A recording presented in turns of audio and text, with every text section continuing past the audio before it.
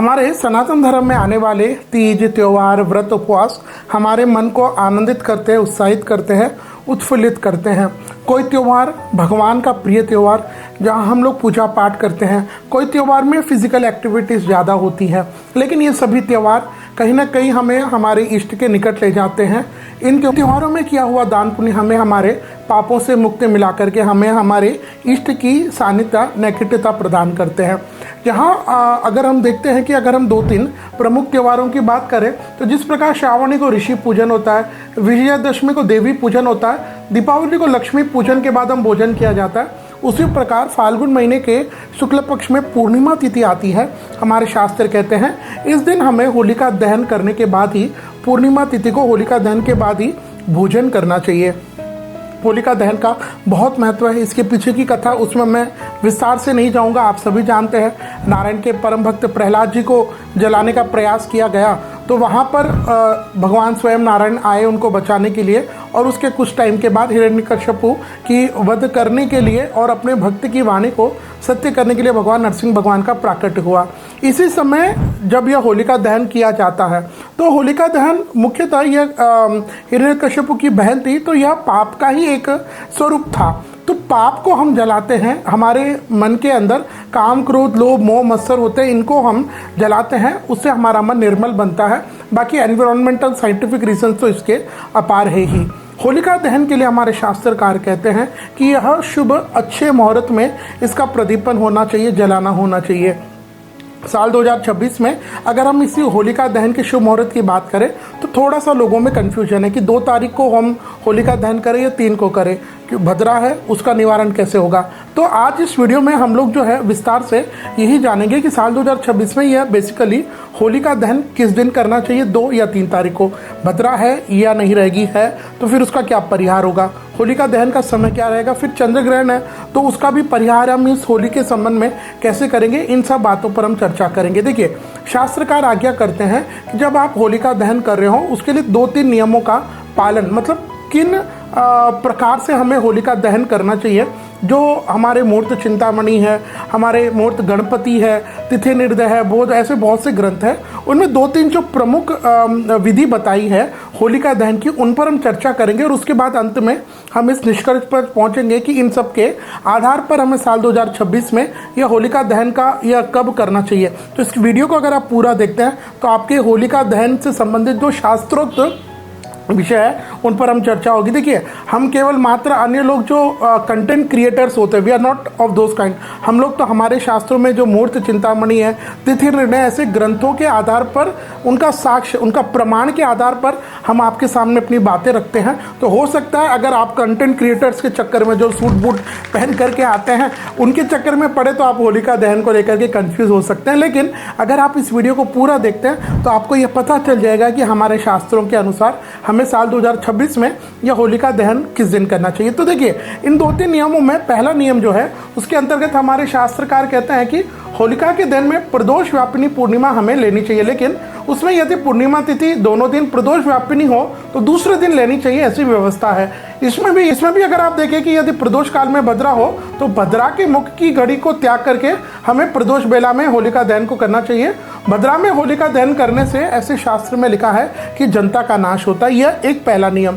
इसके अलावा हमारे यही शास्त्रकार ग्रंथकार एक और नियम प्रस्तुत करते हैं जहां ये कहते हैं कि यदि पूर्णिमा तिथि को पहले दिन प्रदोष के समय भद्रा हो और दूसरे दिन सूर्यास्त से पहले ही पूर्णिमा तिथि यदि आपको लगता है कि समाप्त हो रही हो तो भद्रा के समाप्त होने की प्रतीक्षा करके हमें सूर्योदय के पहले ही होलिका दहन करना चाहिए। लेकिन यह भी याद रखें कि अगर पहले दिन प्रदोष न हो और तो हमें रात्रि भर भद्रा रहे, यानी दूसरे दिन सूर्योदय होने के पहले न उतरे भद्रा, तो ऐसे दिन में हमें दूसरे दिन सूर्यास्त के पहले पूर्णिमा समाप्त हो रही हो, ऐसे में पहले दिन भद्रा हो तब भी हमें भद्रा का जो पुचका वाला हिस्सा होता है उसमें हम होलिका दहन कर सकते हैं। ऐसा हमारे शास्त्र में एक और नियम है। एक और नियम जो इस बार के लिए अगर हम देखें तो वह लागू होगा, उसमें हमारे शास्त्रकार कहते हैं कि अगर हम होली में यह भद्रा, चंद्रग्रहण ये सभी देखें तो शास्त्रकार कहते हैं कि यदि पहले दिन यानी चतुर्दशी मिश्रित जो पूर्णिमा तिथि वाले दिन रात्रि भर भद्रा हो और दूसरे दिन प्रदोष के समय पूर्णिमा का उत्तरार्ध रहे तभी भी हमें उस समय यानी चंद्रग्रहण हो तो ऐसे अवसर में हमें पहले दिन भद्रा हो तभी भी सूर्यास्त के पहले होली मंगला देनी चाहिए। और यदि अगर हम देखें दूसरे दिन प्रदोष के समय पूर्णिमा हो और भद्रा उसमें पहले समाप्त होने वाली हो लेकिन चंद्र ग्रहण हो तो उसके लिए शास्त्रकार कहते हैं कि उसके शुद्ध होने के बाद हमें स्नान आदि कर करके होली का प्रदीपन कर देना चाहिए। तो यह अब आप इसमें कुछ समझे ये हमारे शास्त्र के विषय। अब हम मेन पॉइंट पर आते हैं कि इन सबको अगर हम ध्यान रखें कि आखिर हमें फिर होलिका दहन कब करना चाहिए। तो देखिए सबसे पहले हम होलिका दहन से पूर्व हम ये समझेंगे कि इसके होलिका दहन के 8 दिन पहले फाल्गुन शुक्ल अष्टमी से होलाष्टक प्रारंभ हो जाते हैं जहाँ हमें होली के वो 8 दिन पूर्व होते हैं जहाँ हमें कोई भी शुभ मंगल कार्य नहीं करना होता है। तो साल 2026 में अष्टक प्रारंभ हो जाएंगे मंगलवार 24 फरवरी 2026 को और ये समाप्त हो जाएगी पूर्णिमा तिथि यानी मंगलवार 3 मार्च 2026 को। तो इसके हिसाब से यह होलाष्टक हुआ। अब हम बात करते हैं क्योंकि मैंने जैसे बताया कि यह पूर्णिमा तिथि को होली का दहन होना चाहिए तो साल 2026 में यह फाल्गुन के शुक्ल पक्ष में आने वाली पूर्णिमा तिथि यह प्रारंभ हो जाएगी सोमवार 2 फरवरी 2026 को शाम के 5:56 और ये समाप्त हो जाएगी मंगलवार 3 2026 को शाम के 5:08। तो यह पूर्णिमा समाप्त हुआ मतलब 2 और 3 तारीख को दोनों दिन को लगभग 2 को शाम में 5 बजे के बाद और 3 तारीख को लगभग 5 बजे के पहले तक पूर्णिमा रहेगी। तो अब इसके हिसाब से तो हमारे शास्त्र कहते हैं कि भाई प्रदोष वेला में करना चाहिए।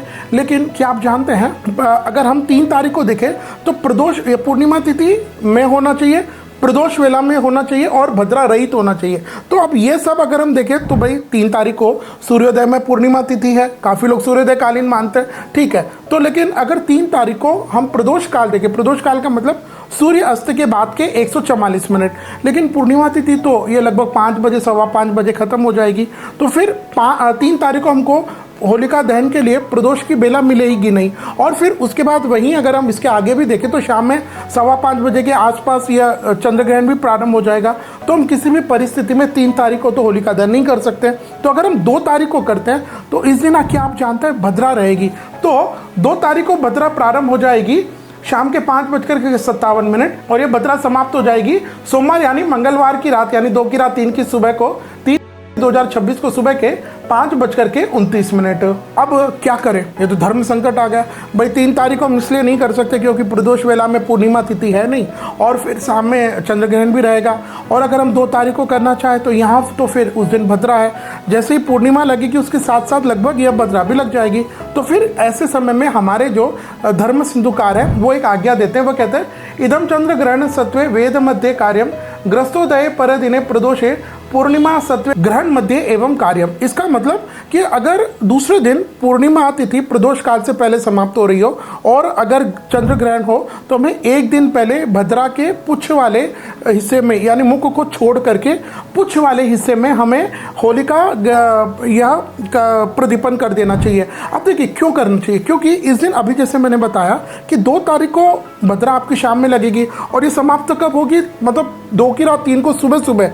अब हम शास्त्रकार कहते हैं कि निशिता काल के बाद भी अगर भद्रा हो तो फिर हमें भद्रा के मुख वाले हिस्से को छोड़ करके पूंछ के हिस्से में, क्योंकि 2 तारीख को भद्रा अर्ली मॉर्निंग सुबह 5 बजे होगी तो 3 तारीख को तो हो ही नहीं सकती भाई। हम थोड़ी वेट करेंगे कि भद्रा समाप्त हो।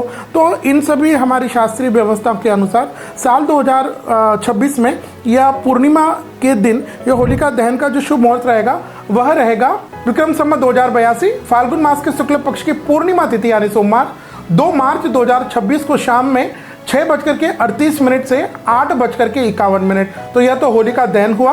और जो रंग वाली यानी दुलंडी होती है मंगलवार 2 मार्च 2026 को यह रंग खेलने वाली यह दुलंडी रहेगी। तो आप ये मानिए कि आपको 2 तारीख को शाम में 6:30 से 9 बजे के बीच में ही आप होलिका दहन कीजिएगा। 3 तारीख को फिर शाम में प्रदोष वेला में या पूर्णिमा तिथि यह समाप्त यह नहीं रहेगी और उसके बाद चंद्र ग्रहण भी रहेगा। तो किसी भी हम उलझन में न रहे, किसी भी हमारे मन में डाउट न रहे, क्योंकि ये डाउट्स अगर हम क्रिएट करना चाहते हैं तो फिर तो सोशल मीडिया है। लेकिन अगर हम चाहते हैं कि भाई हमारे ये डाउट्स क्लियर हो तो मैं सभी को आग्रह करूंगा कि जैसे एक निर्णय सागर पंचांग है ऐसे पंचांग हम अपने घरों में रखें कि इन पंचांगों को आप स्वयं जब देखने की आदत डालेंगे तो ये पंचांग जो होते हैं ये ऑथेंटिक होते हैं। ये हमारे जो प्रमुख ग्रंथ हैं उन सब का पढ़ करके बारीक से गहराई से उनका अध्ययन करके फिर निष्कर्ष देते हैं। तो इनके आधार पर और अन्य पंचांगों में भी, और अभी जो मैंने शास्त्रीय वचन बताए उन सभी के आधार पर हमें 2 तारीख को ही भद्रा के मुख वाले हिस्से को छोड़ करके पुंछ काल में शाम के समय में यह होलिका दहन कर देना चाहिए।